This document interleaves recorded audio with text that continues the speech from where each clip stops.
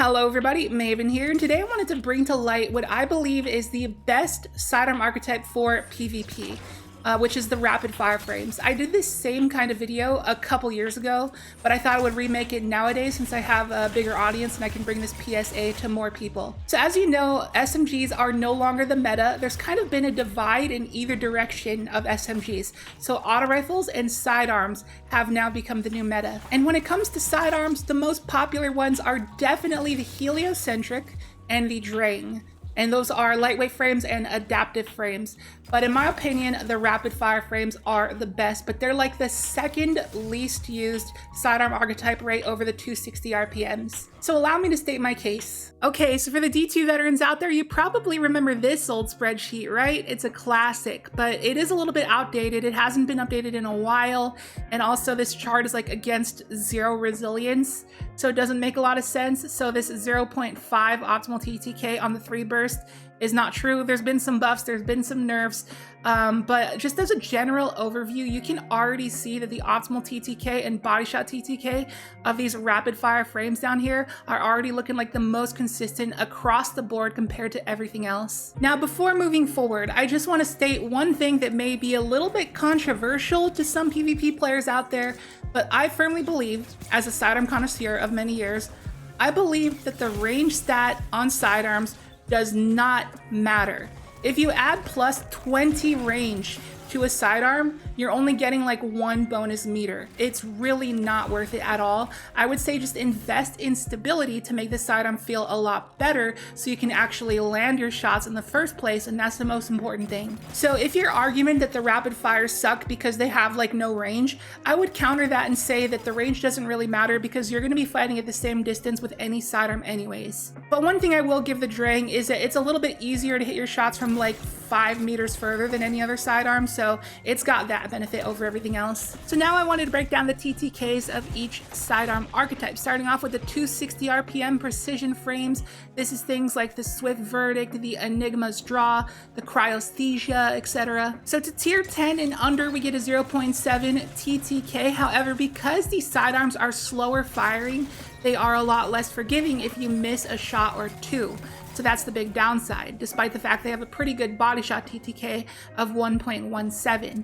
But I will say these have the highest benefit if you have kill clip on something like the Swift Verdict, because then suddenly you get the most ridiculous TTK a sidearm can get in the game of a 3 crit 0.47 TTK to any resilience, which is just absurd. But that is very niche. These sidearms definitely have the higher skill ceiling because they're definitely less forgiving. So moving on to the 3 burst adaptive frames, and at the base level of TTKs, you have the highest upside with this archetype because at tier 3 and under, you can get a 2 burst kill at 0.5 TTK.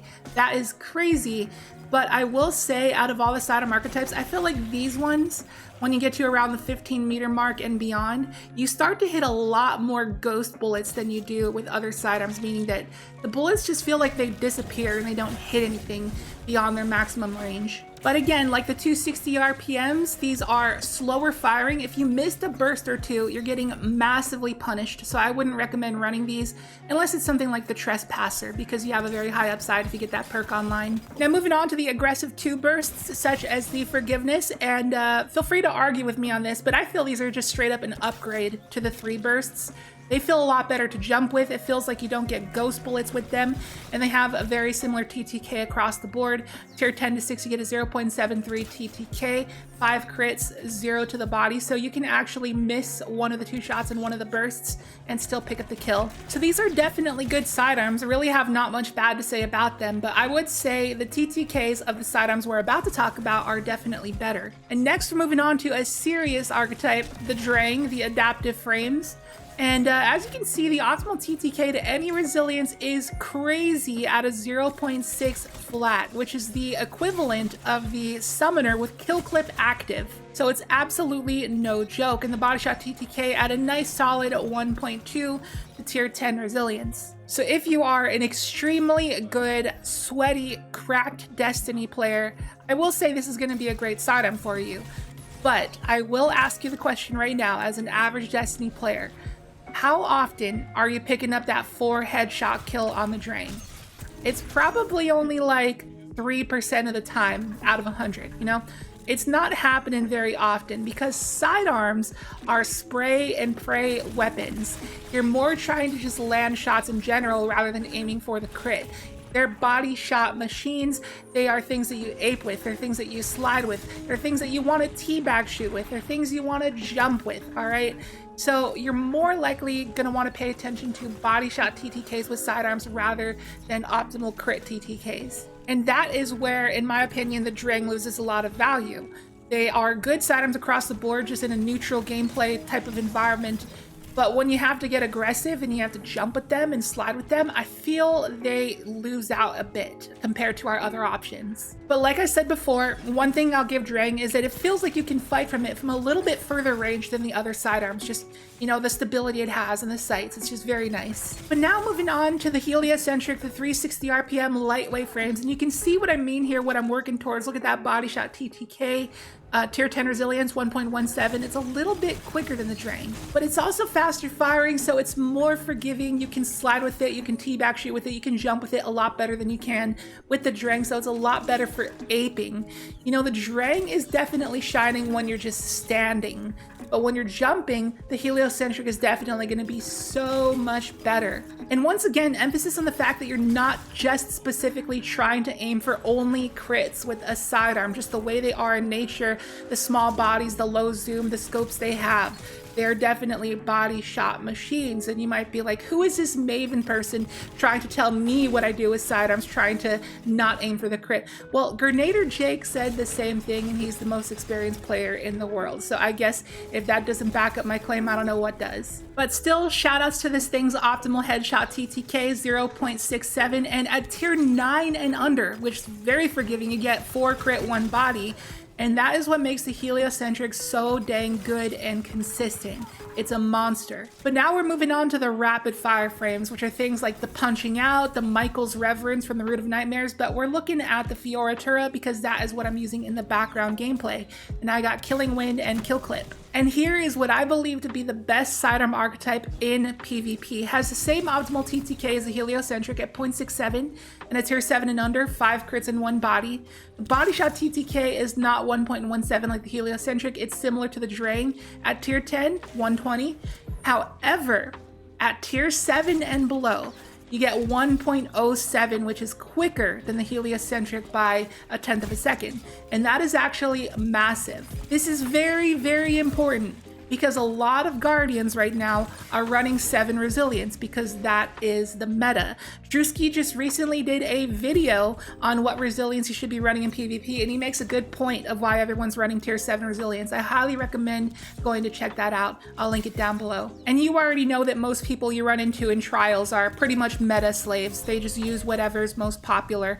And if you're not a Titan, what's popular is having tier 7 resilience. So most of the time you're gonna get an insane body shot TTK, and also the rapid fire frames are 450 RPM, making them, in my opinion, the best to slide, teabag shoot with, and jump with by far. They are easily the most forgiving. You can hit nothing but body shots and still have a very, very respectable TTK compared to all the other sidearms. And when you have Kill Clip proc, you get a 0.53 TTK on any resilience, which is insane. I'll probably time this part in the video, either right now or in the very next clip, where I actually gun down this guy who has Igneous Hammer when I have Kill Clip active, and he only gets off 1 shot before he dies. Like, it melts extremely, extremely fast. It is unfair. And the day we get a rapid fire frame that has Heal Clip, Kill Clip, I'm gonna lose my mind. And once again, because it fires so much quicker than the other sidearm archetypes, it's so much more forgiving on the TTK. You can miss a shot or two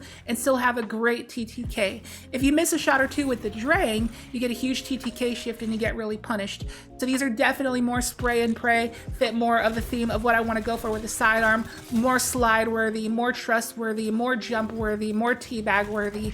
They're just great, but hardly anybody uses them, and I don't know why. And shout outs to John Rambo, by the way. He's the only one who really got the memo that these sidearms are so good. If anybody in the comments is friends with John Rambo, tell him to come to this video and let us know how many kills he has on his Fool's Remedy at this point. He probably has like 50,000 by now or something. Now, one last thing, I can see people arguing that the Heliocentric is better than any rapid fire frame because of Heal Clip, and you know, I'm gonna have to agree. But like I said, the day we get a heel clip rapid fire frame, it's absolutely over. But to be honest with you, after this video ends, I'm probably going to go back to the heliocentric just because heel clip is too dang good. But if you don't have a heel clip heliocentric, then I would say probably use a rapid fire frame because they are definitely the most forgiving. So that is going to do it for this sidearm PSA. And I got some blooper clips coming up here in a second, so stay tuned for that. Just wanted to say thank you for watching the video. I hope you enjoyed it. If you did, be sure to drop a like and a comment because your interaction means everything to the success of this video because it helps the algorithm. And if you're new here, please consider subscribing. Would love to have you here. And by the way, thank you so much for 40K subs. We finally hit it. It really means a lot. Thank you, thank you, thank you. We are well on our way to hitting that 50K goal by the end of 2024, and you can help me get there. So make sure to subscribe if you're new. And with that, I'll catch you in the next video. See you later.